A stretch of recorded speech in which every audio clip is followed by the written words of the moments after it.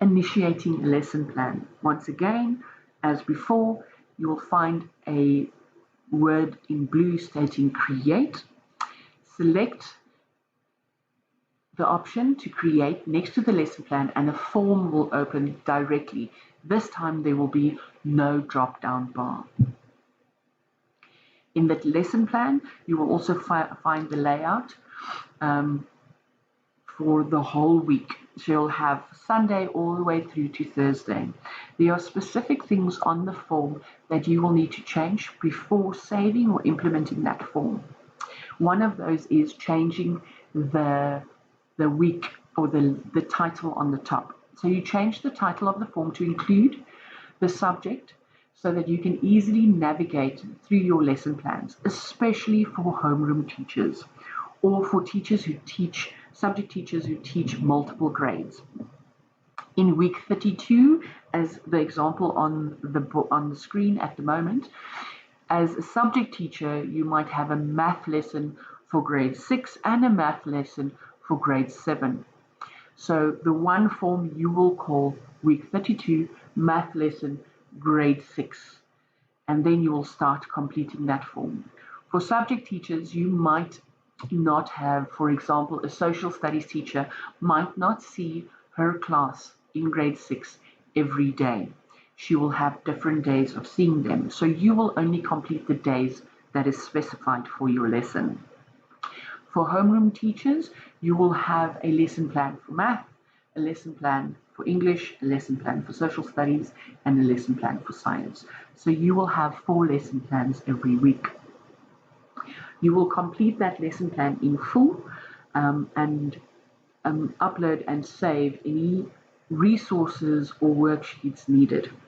So initially you will click on the right hand side of the form as shown on the screen now, a little block box with a pencil in. That will open the title option on top.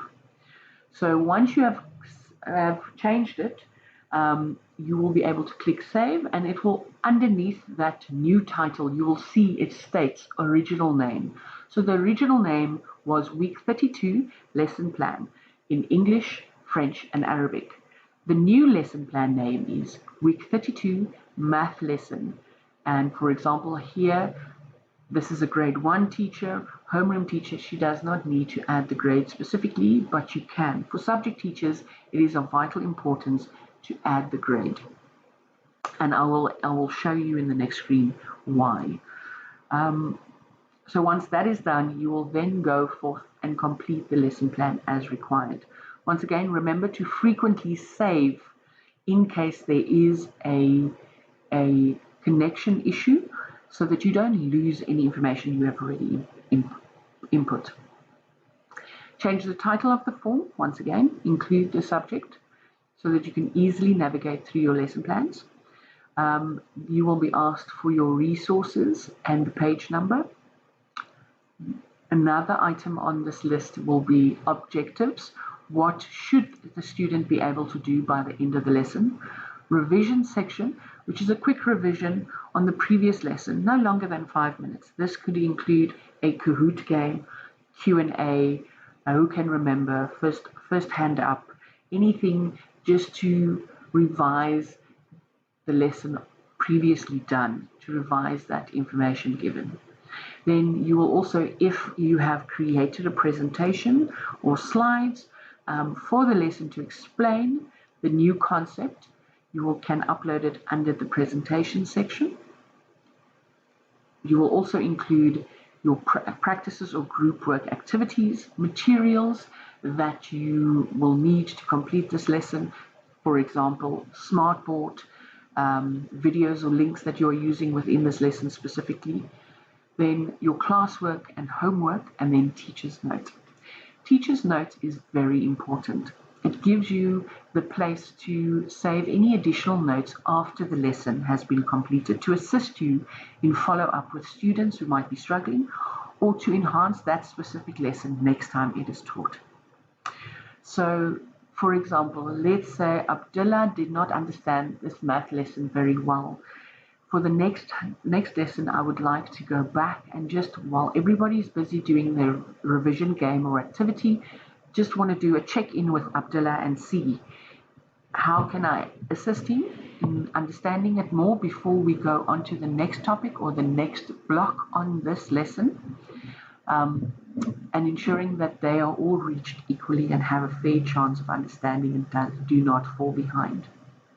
It also gives you the opportunity to say, I used this game or this activity during this lesson, and it did not work. It was not a good activity. I need to revise it. It was either above their capability or it was way too easy. I need to make it a little bit more difficult.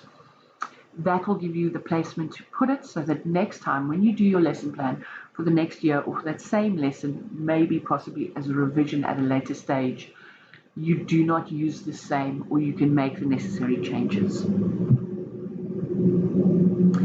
For those within our support program or special needs program, you have a specific lesson plan assigned to you.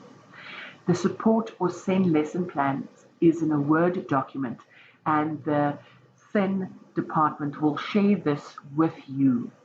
That supervisor will also provide the training to you on how to complete this document and what is expected of you during those lessons. The completed document must be saved and uploaded to Teachpoint for easy access and review. Please make sure to label your lesson plans once you've saved it on your desktop or when you upload it to the lesson plan as per the week we are planning for, as well as the subject and grade. An example of that would be week 12 Arabic support grade 4. Submitting that specific support or SEN lesson plan. The layout of the support or SEN lesson plan looks as the example on the screen. So you will upload all your lesson plans for that trimester within this specific plan item. In the left-hand corner, you will find a paperclip icon that you will click to upload all lesson plans. Please make sure to label your attachments correctly as indicated in the instructions given. So the week number, the subject, and the grade, so that you can easily navigate between your lesson plans. So for example, week 25, English grade 4, or week 11, Arabic support for grade 2 and 3. Any other additional information can be typed into the box provided. Examples of information that could be included or entered there is specific student details being supported, such as the student's name, reason for the support, any feedback on their progress as they occur. Changes that occur during the academic year, such as the student changes or additional students are added. You will add that information there. This will provide an structured identification to whoever is evaluating you. Once they've opened the form, they will see the additional notes to keep in mind when they do your observation or your evaluation. They will also be able to navigate easily. I am coming to observe you in week 15, and I know it's going to be an English lesson for grade 7s or grade 2s. And I can open that lesson plan knowing that when I walk into that classroom, this is what I will be seeing, and I can take note of that. So it is very important, once again, to label your attachments correctly and provide any additional information you would like your supervisor or observer or evaluator to see.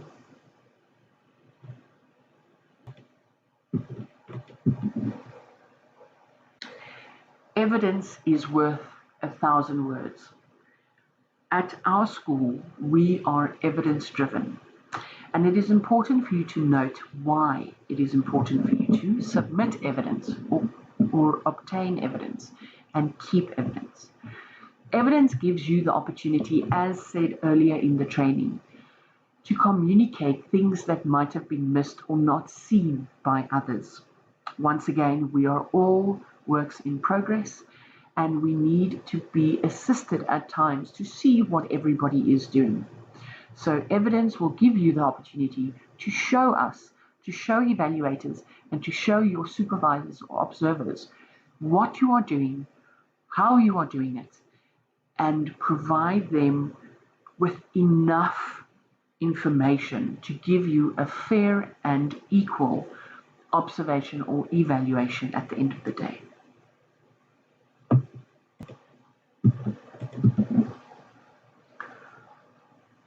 This quote has always been very important to everybody who is being evaluated. Please note that nobody is out to get you, nobody is working against you. You are providing all the information necessary for them to be able to see you. So take criticism seriously, but don't take it personally. If there is truth or merit to the criticism, try to learn from it. Otherwise, let it roll right off you. If you are showing what you are doing and you are providing the evidence needed and you know what you are doing is right, provide it, give it, and let those who are observing you and evaluating you use that information to give you, once again, a fair and equal opportunity. If you do not provide that evidence, if you do not give the information through so that they can use it, we are only able to see what we see and evaluate you based on that information. Once again, we are all work in progress, we are all fallible, we all have strengths and weaknesses. So where your weakness is, take the information, take the support, seek out guidance, seek out those who can assist you, and we will be here to do so.